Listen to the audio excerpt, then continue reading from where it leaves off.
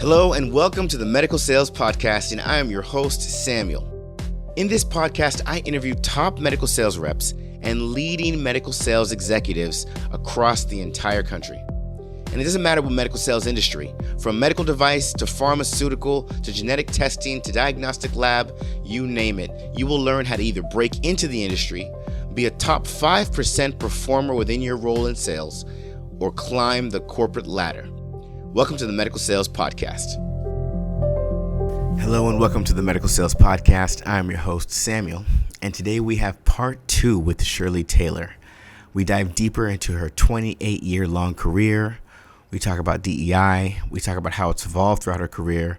We talk about what's changed in the medical sales space as a whole. And of course, we talk about her role in breast imaging sales.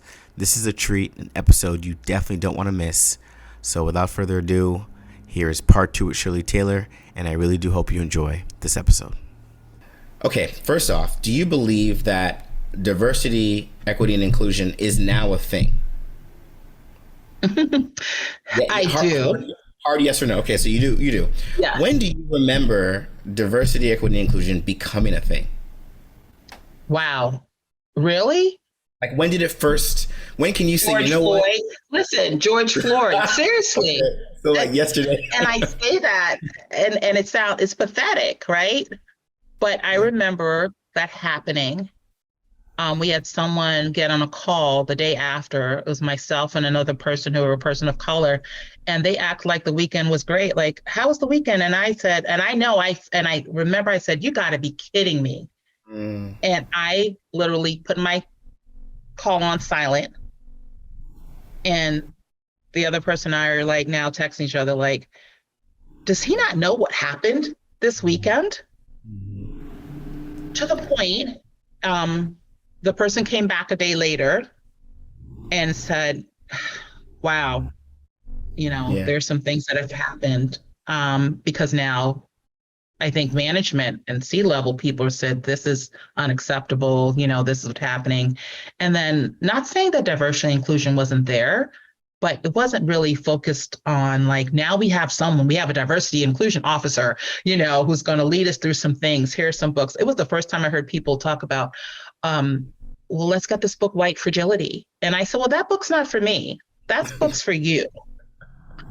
And because it's an education piece and I feel as a, African-American woman, I'm not here to educate you. You need to educate yourself about others.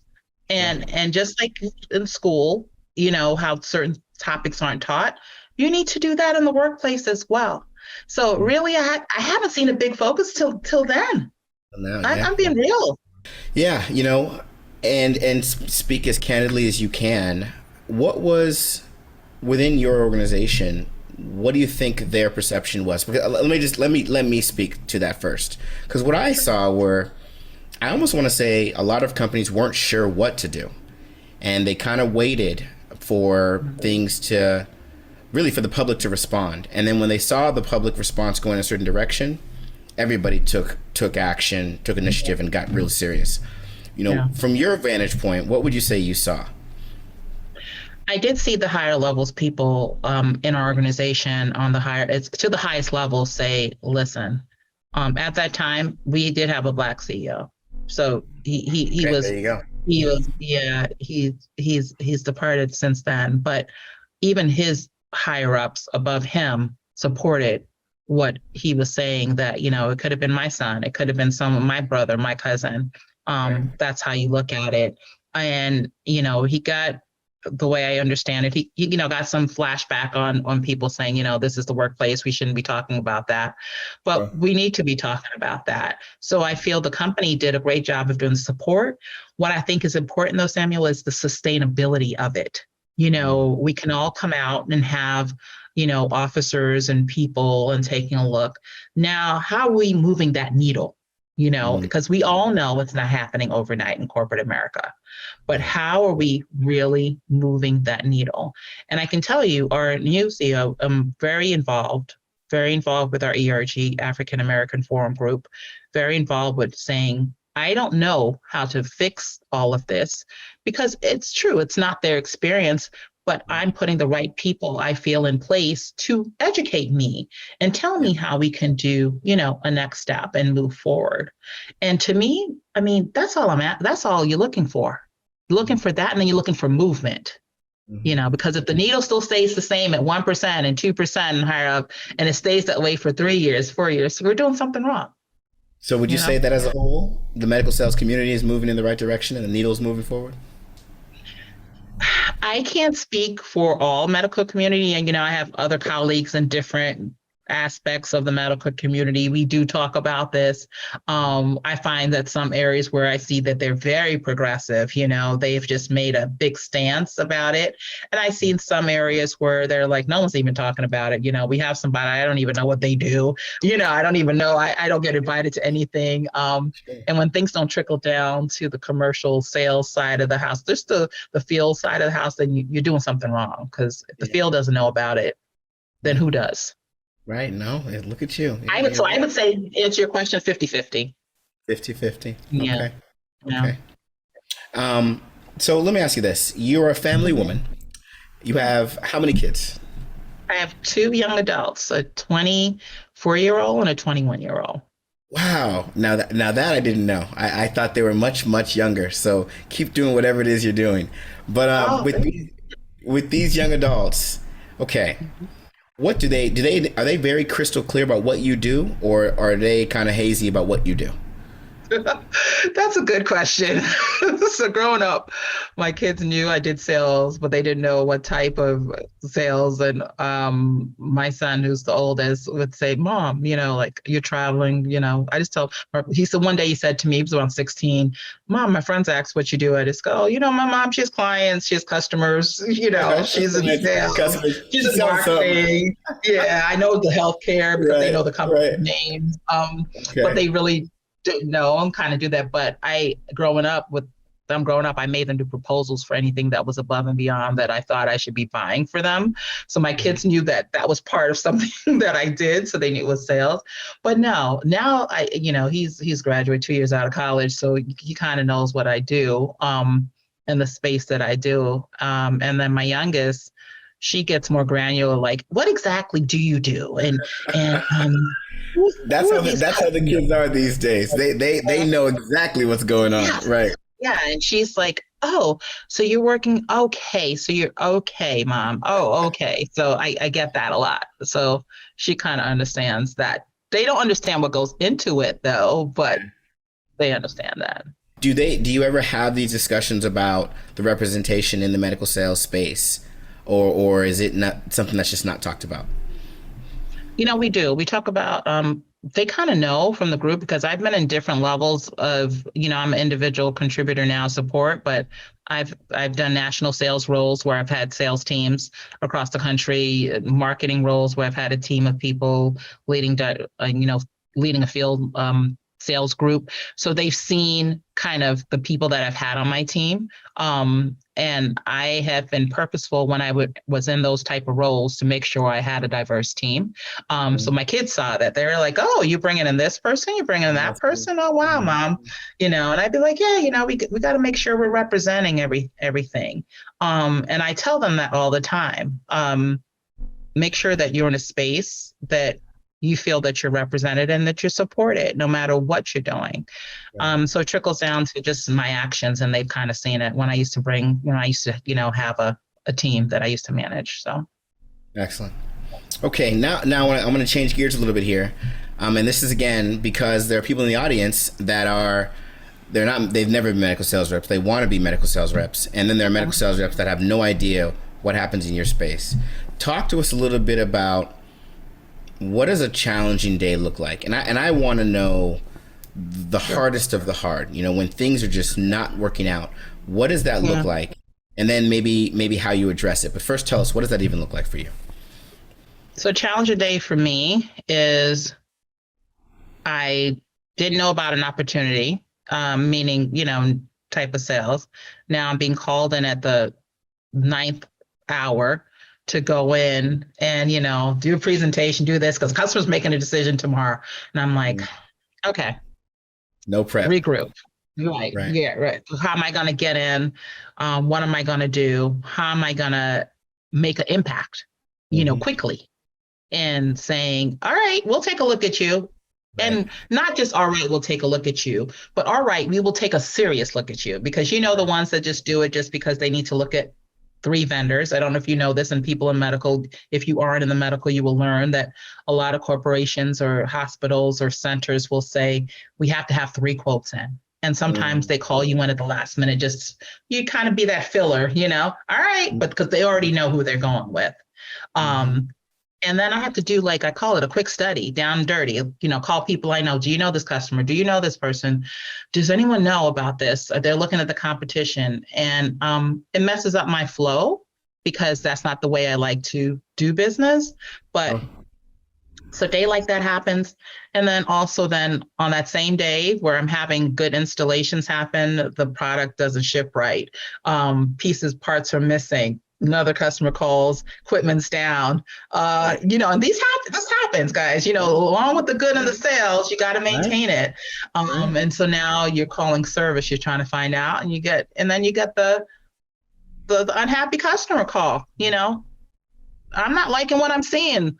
What did you sell me? There's something wrong with this equipment. And you have to figure out, and I've had that all happen at the same, on the same day. The same day at the same time. Same time. Wow. And then prioritization comes into play, like, okay.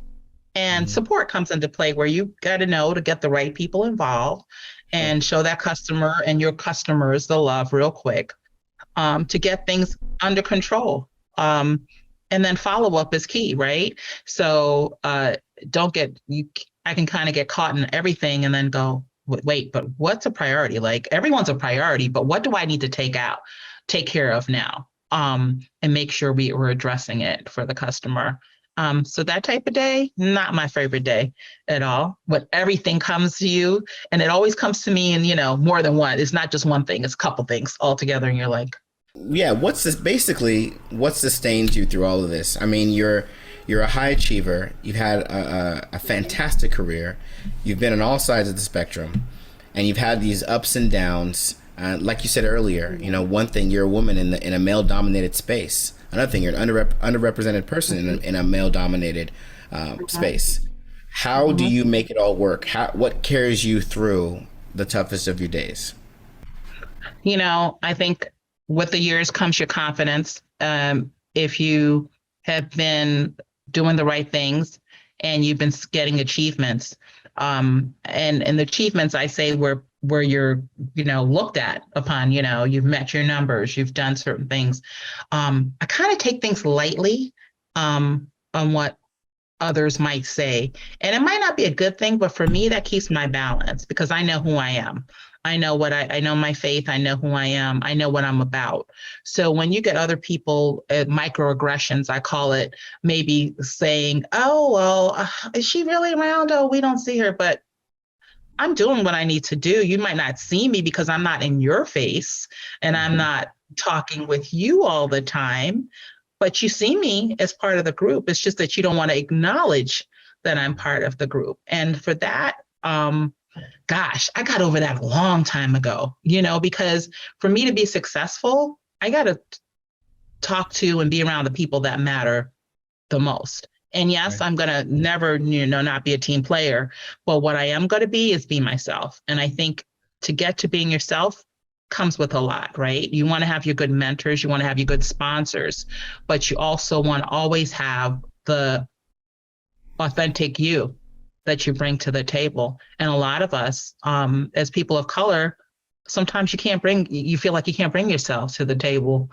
authentically, because you might be looked at differently. But I think I found a way to say, this is me. This is who I am. This is what I do. Let my number speak for itself. And if you have a problem with me, I'm more than willing to have a discussion. Doesn't mean you're going to turn me around, though. Sure. What's your routine? Basically what I'm asking is, when you're not working, do you have a routine that you follow that kind of allows you to stay high functioning? Yeah. I read a lot. I meditate a lot. I travel whenever I can. And that's something that, to me, seeing other outside of different aspects of the world, is one of the best educations you can ever do for yourself. And for me, so if there's a weekend where it's like, oh, there's a good flight to go somewhere and go take a look at something just to breathe and see something different, I'm all for it. For my ground in the morning, I meditate in the morning, every morning, even if it's just for 5 minutes, just to get myself on thankfulness and gratitude and what I want to accomplish for the day, whether personally and professionally. Sometimes it's not always professionally, it's just personal, Shirley, stay in your zone today, be this way today. And it keeps me grounded. And then I love to go for walks. Haven't done that in the last week and a half, and I feel it, just mindless walks of just walking around wherever I go. And just kind of do that to keep me centered. So between work, travel, and doing my walking, that's something I like to do. It keeps you grounded. Yeah. It keeps me grounded. You got to appreciate the little things. When you're walking, you see a lot of things, things that you don't even know. Even in your neighborhood, for me, in my neighborhood, I'm like, oh, so-and-so did that on there. Oh, their grass looks really good. I want to know what they're doing, because all my grass is like with the heat. Just little things that you got to find small things to be thankful for. Yeah, so when the big things come up, and things that come up that might not be, what you want to see or what you want to hear, it doesn't faze you as much. Sure. And I feel that's huge. That is fantastic. That is fantastic. Shirley, is there anything else you want to share with the audience about your experience as a medical sales professional? Oh, gosh. I would say never limit yourself, as a medical professional. I pivoted from roles that, from imaging to surgery, where I was told, how are you going to learn? How are you going to get up to speed? And I had to come up with my quick thought, well, I'm going to learn to be out there with the field and follow and be a follower first. I know I'm in a leadership role, but I'm going to be a follower first to see how things operate, and how my transferable skills are going to help. So I would say sometimes people get turned down, and they might say, oh, you know what? You don't have that direct experience. We're not going to go, with you. We're looking for someone who has this direct experience. You need to be able to carve out your transferable skills and say, you know what? I get that. But if there's training provided, or I can sit with someone, or I could shadow someone, I feel strongly that I'm a quick learner, and I would get that, unless it's a mandated position where you have to have this type of degree because it's regulatory, legal, lawyers, you need legal, you need to be a lawyer. I get that. So I'm not going to go into that space, but spaces where, it may be a quick pivot, and you've been showing how you've been doing it. Don't let someone talk you out of it. Because sometimes people do that just to see how strong you're going to stay in it, or you're just going to back down and go, you know what, you're right, I'm not a good fit for it. And I say that all the time because I think sometimes people miss out on those type of opportunities because they get discouraged real quickly. And even the person who you might consider to be a sponsor, sometimes it's their own thing that they're looking at, saying, why would you change from clinical to sales, or why would you do that? And it's like, because I'm always talking to the customers, and I'm doing this, and I'm following up, and I'm doing things that a salesperson does.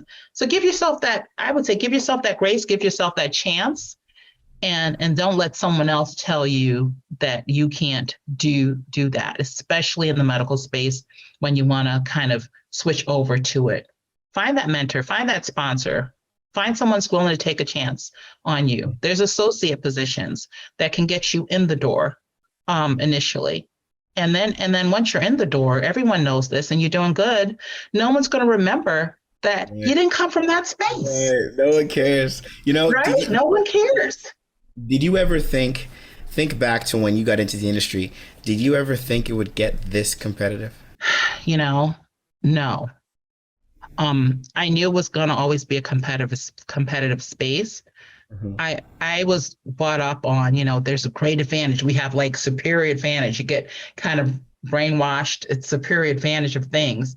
And then the market closes in, and your product that you thought was the best thing since sliced bread, and you had that advantage.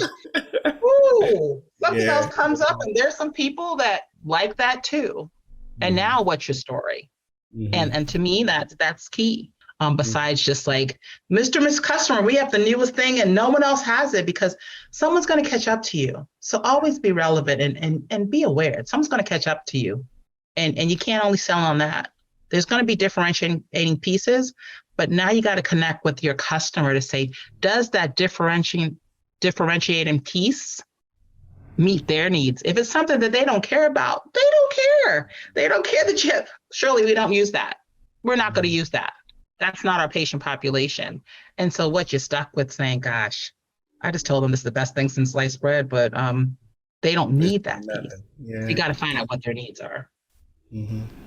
Or show them a way that they could turn it around and utilize it for their patient population, because patient care is real. Patient experience is real.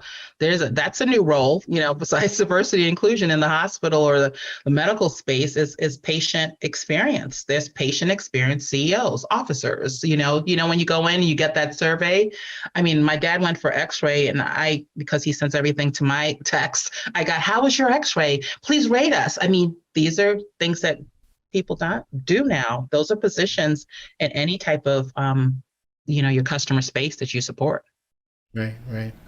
One thing I ask all my guests as we get closer to wrapping up, and I kind of already asked you because you said pretty much, it sounded like you were saying trust your gut and don't let anyone tell you differently if you think you can do something and it's out there for you to want to do. But I'm going to ask you just to dive a little deeper. And I want you to address 3 audiences, and we'll start with the first audience. So the audiences I want you to address are those that want to get in the industry, those that are in the industry, and those that are leading the way. But let's start with those that want to get in. If there's one piece of advice you would share with anyone that wants to break into medical sales, what would you say? I would say talk to people like your organization that are trying to get, no, seriously, it's needed to trying to get in so you can get educated on what's around, what's needed, what you might have to do to get yourself up to that spec. Talk to someone who you might be looking in that space and saying, how did you get here? Don't be afraid to ask questions. And then I would say, take a piece of paper and write down all of the skills that you have on whatever you're doing currently. Find out when you talk to someone else what they're doing into a space that you might be interested in the medical space, and compare it and say, do I have the skills from my list, my column that could go over to that? And what do I need to get there? What do I need to get there? I like that. Yeah. So those are the people who are doing it. Okay, and then what about those that are the current sales reps now? I mean, you've been able to climb the ladder and you've experienced all sorts of different positions. What would you share with those that they want to do the same thing? They want to step into maybe a new space, or they want to get into management. What would you share with those reps in the field right now? I mean, hopefully you have sponsors and mentors, right? And someone who knows your goal. Let's define that. What's the difference between a sponsor and a mentor? Sure. So, I mean, I always say a mentor is someone who is going to, you set up, monthly, quarterly, weekly meetings, and they're giving you good, I would call it nuggets, golden nuggets of, hey, these are some things I think you should take a look at. Improving yourself, or have you taken a look at certain things to improve yourself, or giving you advice such as, oh, you want to improve more your speaking skills? Oh, there's a class here, Shirley, that's inside of the company. You might want to take a look at that. That's your mentor. Your sponsor is someone who's going to speak about you when you're not in the room. And so the sponsor should know exactly why you are asking them to be a sponsor, because hopefully they're in a position that you would like to someday get to or acquire to, and you be bold about it. You don't waste their time. And you say, to the point where if I'm not in that room, would you speak about me highly if you heard about this opportunity? And to get them. So that's a sponsor, but you got to let them know that's what you're asking them to be. Yeah. And be agreeable to. So that's my, definition of those two. So for those that are in the industry, definitely carve out your mentors and your sponsors. Definitely. I think so. And if you want to stay in the position, you know what, Samuel, there's nothing wrong with staying in the position that you're in, because I know lots of successful people say, I like it. Every day is not the same. I like this space. I like my doctors. I like learning new things, and I want to stay this. And then I would say, then brand yourself. Brand yourself. Take it to, there's always a next level, I feel, that you can take yourself up to when you're staying in the same space. So how are you branding yourself? You may say, what do you mean branding myself? I work for this company. No, you are the representative that is, doing that solution. So how are you branding yourself? Love it. And actually, and take a look at that and see how you can. There's nothing wrong with branding yourself. And I think sometimes people stay in the same position thinking, but I'm working for XYZ company. I don't need to do that. Yeah, you should. Yeah, you should. Always. Always. Always Love it. brand yourself. And then for those leading the way, what would you share?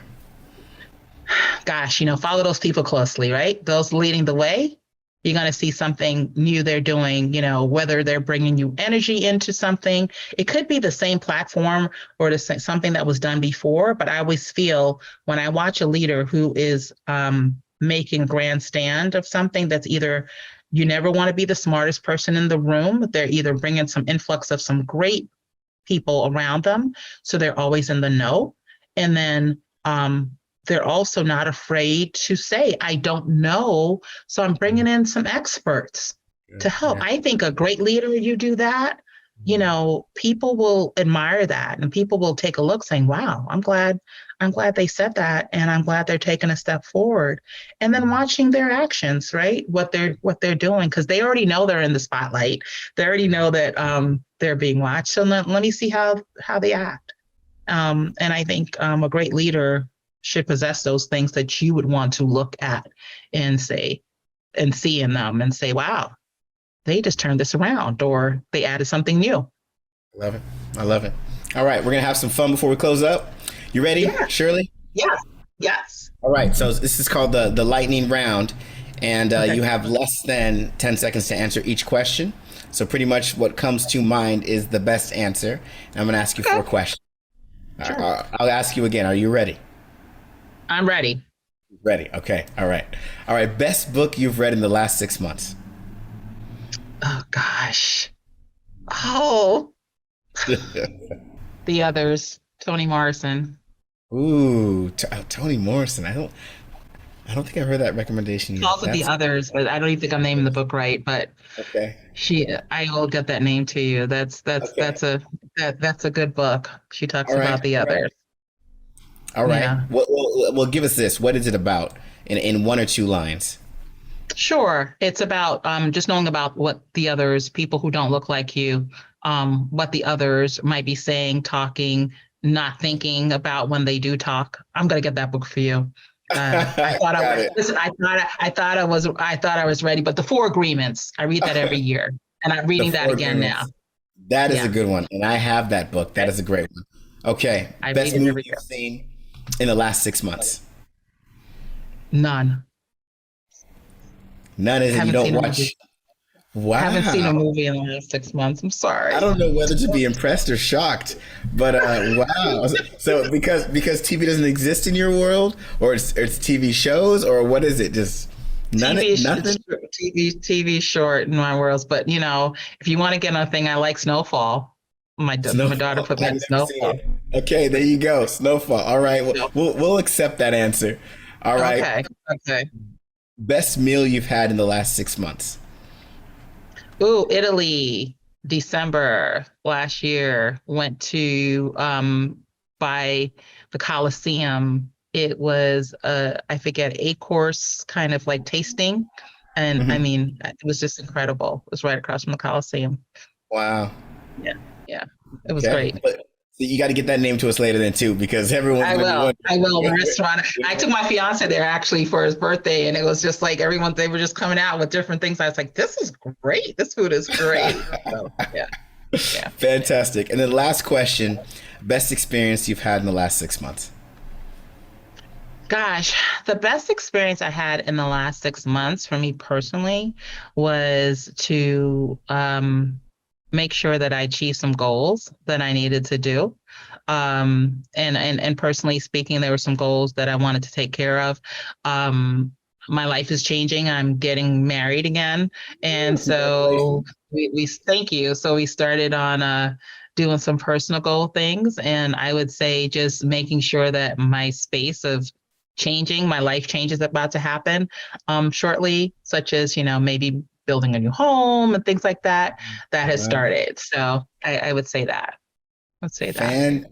Fantastic. Shirley, it was real. It was fantastic having you on the show. Thank you for your time today. Thank you, Samuel. I look forward to talking to you again. And that was Shirley Taylor. Wonderful guest, wasn't she? She's seen so much and she's out to share so much with us. I loved having her as a guest. So you might be listening to this episode and you might think to yourself, breast imaging is something that I can really get behind. Maybe you heard part 1 and you've been thinking about it, and now that you've heard part 2, it's not leaving your mind. You're convinced, you want to be in this industry. And maybe a sales specialist with breast imaging or CT imaging or some type of imaging is a calling to you because of what you've experienced in your own life. Well, it's time to take action on that calling. Visit evolveyoursuccess.com, select Attain Medical Sales Role, fill out our application, and let's have a conversation with someone here at the Evolve Your Success team and talk about how you can be in our medical sales career builder program, and it can change your life and get you into the position that you dream of, the position that you think of every time you listen to one of these episodes.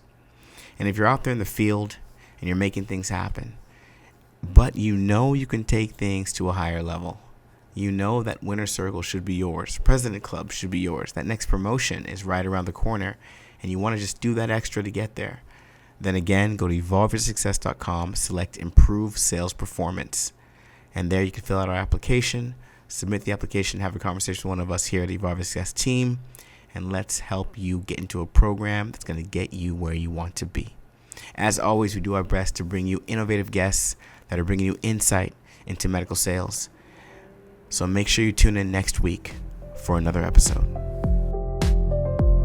I hope you enjoyed today's episode. And remember, I have a couple programs that show you exactly how to break into the medical sales industry, become a top-performing medical sales professional, and also how to masterfully navigate your career to executive level leadership. Check out these programs and learn more at evolveyoursuccess.com. Stay tuned for more awesome content with amazing interviews.